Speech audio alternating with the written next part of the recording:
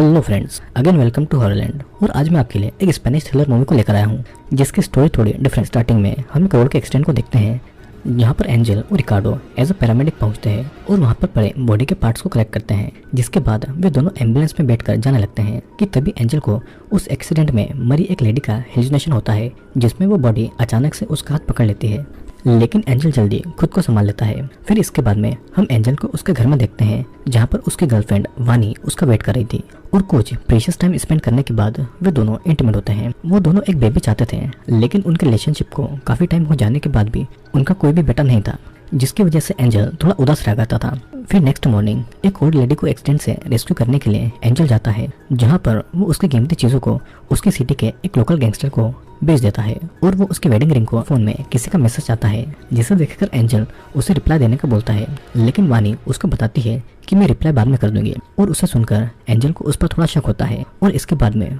वो अपना medical check करवाने के लिए हॉस्पिटल जाता है और रिपोर्ट में उसे पता चलता है कि उसका स्पर्म काउंट बहुत ही ज्यादा लो है जिसके कारण वो कभी भी पिता नहीं बन सकता है। लेकिन वो ये बात वानी को नहीं बताता है। फिर रात के समय वो उसके साथ में इंटीमेट तो होना चाहता था लेकिन वानी को लाइब्रेरी में काम था जिस वजह से वो वहाँ के लिए निकल जाती है। नेक्स्ट सीन में हम लोग एंजल और रिकार्डो को देखते हैं जो कि एक एक्सीडेंट में एक पर्सन को रेस्क्यू करके उसे हॉस्पिटल ले जा रहे थे कि तभी वो पर्सन मूवमेंट करने लगता है जिसे एंजल संभालता है। लेकिन इसके कारण ड्राइवर का ध्यान भटक जाता है और उनकी एम्बुलेंस का एक बहुत बुरा एक्सीडेंट होता है जिसमें रिकार्डो तो बच जाता है और उसे कुछ भी नहीं होता है। लेकिन एंजल बहुत बुरी तरीके से इंजर्ड था जिस वजह से वो अब व्हीलचेयर पर आ गया था। उस एक्सीडेंट के बाद में हम एंजल की लाइफ को देखते हैं जो कि नॉर्मल लाइफ से अब बहुत ही ज्यादा अलग हो गई थी और उसे पूरी तरह से वानी पर डिपेंडेंट रहना पड़ता था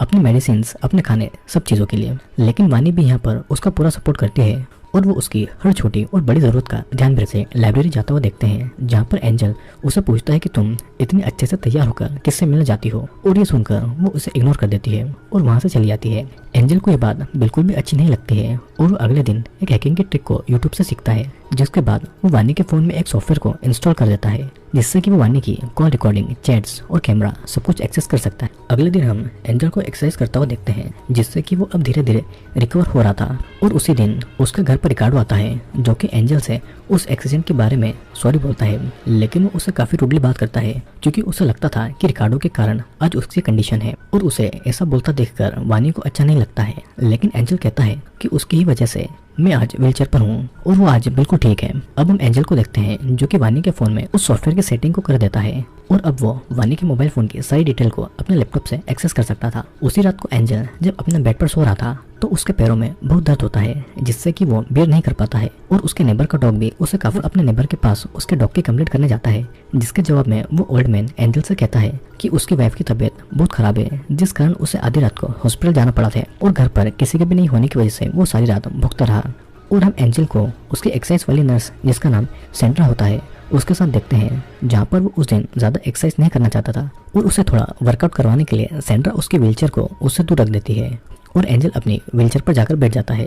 अगले सीन में हम वानी और एंजल को डिनर टेबल पर देखते हैं जहाँ पर वानी उसे बताती है कि वो एक इंटर्नशिप करना चाहती है जिसमें स्टार्टिंग में तो वो ज़्यादा कुछ अर्निंग नहीं कर पाएगी लेकिन कुछ टाइम के बाद में वो उस इंटर्नशिप से काफ़ी पैसे कमा सकती है। लेकिन एंजल यहाँ पर उसे मना कर देता है और बताता है कि अब तुम्हारे पैसों से ही हमारा घर चल रहा है क्योंकि मेरी पेंशन इतनी ज़्यादा नहीं है जो कि हम दोनों को जिंदा रख सकती है। फिर उसी रात को एंजल को उसके पैरों में दोबारा से बहुत पेन होता है और वो अपनी मेडिसिन को ढूंढने लगता है लेकिन उसे मेडिसिन कहीं नहीं मिलती और सीन यहाँ पर कट होता है। अगली मॉर्निंग वो वानी पर बहुत गुस्सा करता है कि तुम्हारी वजह से मैं पूरी रात तकलीफ में रहा, जिसे सुनकर उसे काफी बुरा लगता है और वो एंजल की मेडिसिन को लेने के लिए चली जाती है। फिर हम एंजल को देखते हैं जो कि एक मीट के पीस में कुछ नुकीली पिंस लगाकर अपने नेबर के डॉग को खिला देता है और उसे खाने के बाद में वो बेचारा डॉग मारा जाता है। अगले दिन हम एंजल को वानी की कॉल रिकॉर्डिंग को सुनते हुए देखते हैं जिसमें वानी की फ्रेंड उसे कहती है कि तुम्हें एंजल को छोड़ देना चाहिए और उसका जवाब देते हुए वानी ये कहती है कि मैंने भी उसे कभी प्यार नहीं किया और उसे सुनकर एंजल बहुत इमोशनल हो जाता है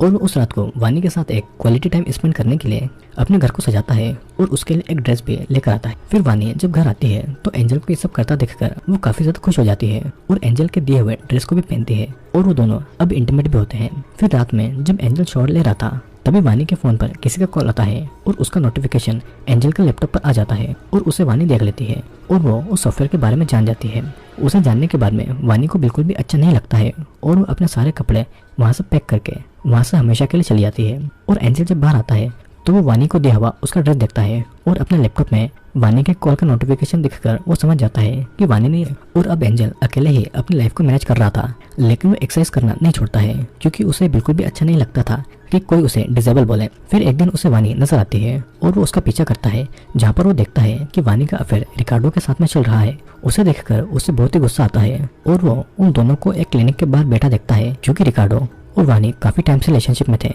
और उन्हें अब एक बेबी भी होने वाला था। और ये सब देखकर एंजल को लगता है कि रिकार्डो ने उसका एक्सीडेंट जानबूझकर करवाया था, जिसका बदला लेने के लिए अपने एक फ्रेंड की हेल्प से हॉस्पिटल से इलीगली कुछ मॉर्फिन ले आता है और बाद में वो वानी से कुछ बात करने के लिए मिलता है और वो उसे घर चलने का बोलता है। ये सब सुनकर वानी पहले तो मना कर देती है, लेकिन एंजल के बार बार इंसिस्ट करने पर वो उसके साथ जाने के लिए राजी हो जाती है। जब वो वानी घर में जाती है तो एंजल के घर की ऐसी हालत देखकर उसे एंजल पर थोड़ा तरस आ जाता है, लेकिन एंजल यहाँ पर मौका पाते ही वानी को मॉर्फिन इंजेक्ट करके उसे बेहोश कर देता है। उसके बाद वो उसे बेड पर बांध देता है और उसकी आवाज कोई बाहर का शख्स न सुन सके, इसलिए वो लाउड म्यूजिक भी प्ले कर देता है। फिर अगली मॉर्निंग वो वानी के फोन से रिकार्डो को मैसेज करता है कि अब मैं तुम्हारे साथ में रिलेशनशिप में नहीं आना चाहती हूँ। और इतना टाइप करने के बाद में वो वानी के फोन को पानी में फेंक कर वहां से चला जाता है। अब हम वानी को होश में आते हुए देखते हैं, जहाँ पर वो उसे जाने के लिए बोलती है, लेकिन एंजल उसे कहता है कि कल तुम्हारे घर से किसी लड़की के चिल्लाने की आवाज आ रही थी। और उसका जवाब में वो उसे बताता है कि कल मैंने एक प्रोस्टिट्यूट को अपने घर पर बुलाया था।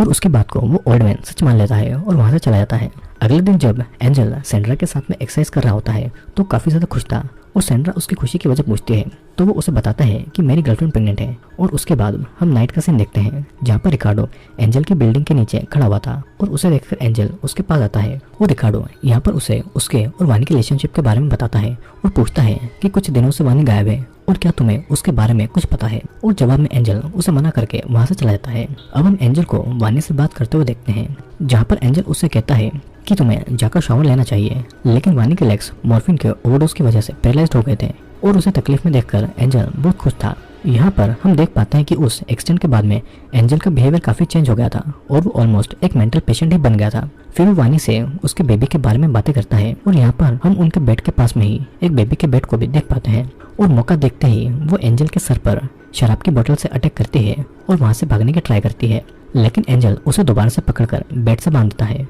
और इन सब की आवाज सुनकर उसका नेबर दोबारा वहां पर आ जाता है और एंजल के सर पर खून को देखकर वो घर के अंदर चेक करने के लिए घुस जाता है और पीछे से एंजल उसे चाकू से स्टैब करके मार डालता है और वो उसकी बॉडी को उसी लोकल गैंगस्टर को कुछ पैसे देकर बेच, जहाँ पर वो बाथरूम में छुपकर रिकार्डो के आने का इंतजार करता है। और जैसे ही वो अंदर आता है तो वो उसे भी मारकर बेहोश कर देता है और उसे अल्कोहल पिलाकर मार डालता है, ताकि पुलिस को ये लगे कि रिकार्डो की डेथ अल्कोहल के ज्यादा कंजम्पशन की वजह से हुई है। फिर अगली मॉर्निंग जब पुलिस को रिकार्डो की डेड बॉडी मिलती है तो वो इन्वेस्टिगेट करने के लिए एंजल के पास आते हैं, जहाँ पर एंजल काफी चालाकी से पुलिस से झूठ बोल देता है और पुलिस को उसके घर में काफी सारी पेन किलर्स के साथ मॉर्फिन भी मिलती है। और उसके जवाब में एंजल अपने पैरालिसिस का बहाना करते हुए पुलिस से झूठ बोल देता है और पुलिस उसे इनोसेंट समझकर जाने देती है। अब हम एंजल और वानी को डिनर टेबल पर देखते हैं, जहाँ पर एंजल उसे वही वेडिंग रिंग जो कि उसने एक ओल्ड लेडी के एक्सीडेंट के बाद में चुराई हुई थी और उसे शादी के लिए प्रपोज करता है। यहीं पर वो वानी को उसके बेबी के लिए लाया हुआ वॉकर भी दिखाता है, लेकिन वानी उसके प्रपोजल का कोई भी रिप्लाई नहीं देती है। और इसके बाद में वो बाथरूम में फ्रेश होने जाती है, जहाँ पर वो एंजल को बाहर वेट करने का बोलती है और अंदर वो एक शार्प नाइफ को अपने पास में छुपा लेती है। इसके बाद हम एंजल को देखते हैं जो कि उसकी मेडिसिन लेने के लिए फार्मेसी तक जाता है और पीछे से मौका पाकर वानी उसी नाइफ से खुद को आजाद कर लेती है और अपनी व्हीलचेयर तक चली जाती है, लेकिन वो वहाँ पर पहुंचने से पहले ही गिर गई थी और बिना किसी सपोर्ट के वो खड़े नहीं हो सकती थी। फिर वो क्रॉल करते हुए आगे रूम को खोलती है और वहाँ से भागने लगती है, लेकिन तभी वहाँ पर एंजल आ जाता है और उसे भागता देखकर वो उसे पकड़ने के लिए वानी के पीछे पड़ जाता है और यहाँ पर वो वानी तक पहुंचकर उसे पकड़ लेता है, लेकिन वानी उसी नाइफ से एंजल पर अटैक करती है और डिसबैलेंस होकर वो उन स्टेयर के टॉप फ्लोर से नीचे गिर जाता है। यहाँ पर हमें लगता है कि एंजल मारा गया है, लेकिन ऐसा नहीं था। सीन अगेन कट होता है और हम एंजल को एक हॉस्पिटल में देख पाते हैं, जहाँ पर इतनी ऊंचाई से गिरने की वजह से अब उसकी पूरी बॉडी पैरालाइज्ड हो गई थी और तो और वो किसी से भी अब बात नहीं कर सकता था। फिर यहाँ पर वानी आती है जो कि एंजल को अपने साथ में ले जाती है और वो एंजल के कानों में बोलती है कि मैं तुम्हें उतना ही दर्द दूंगी जितना कि तुमने मुझे दिया है। और इसी के साथ में ये मूवी यहाँ पर एंड हो जाती है। दोस्तों, इस मूवी में हमने एक साइको आदमी एंजल को देखा जो कि अपनी मोहब्बत को एक एक्सीडेंट के बाद में अपनी इलनेस के चलते बहुत ही बुरी तरीके से ट्रीट करता है उसे अपने एक्सटेंड के बाद में ऐसा लगता है कि वानी उसे छोड़कर चली जाएगी और उसके इस बिहेवियर से ऐसा हुआ भी, लेकिन वो यहाँ तक भी नहीं माना। उसने वानी को किडनैप किया और उसे बहुत ही टॉर्चर किया। लेकिन कहते हैं ना, जैसा आप दूसरों के साथ में करते हैं आपका सपना ही वैसा होता है, और इन द एंड ठीक वैसा ही एंजल के साथ में भी हुआ। और तो और पहले तो एंजल सिर्फ व्हीलचेयर पर था, लेकिन अब उसकी पूरी बॉडी पैरालाइज्ड हो चुकी थी और अब वो बोल भी नहीं सकता था। तो दोस्तों कैसा लगा आपको द पैरामेडिक मूवी का एक्सप्लेनेशन? वीडियो पसंद आया हो तो वीडियो को लाइक करना, और अगर आप चैनल पर नए आए हैं तो चैनल को सब्सक्राइब करके बेल नोटिफिकेशन ऑन करके जरूर जाएगा, क्योंकि जल्दी आपके लिए और भी ज़्यादा हॉरर और इंटरेस्टिंग वीडियोस आने वाले हैं। तो अब मैं आपसे मिलूंगा अगले वीडियो में।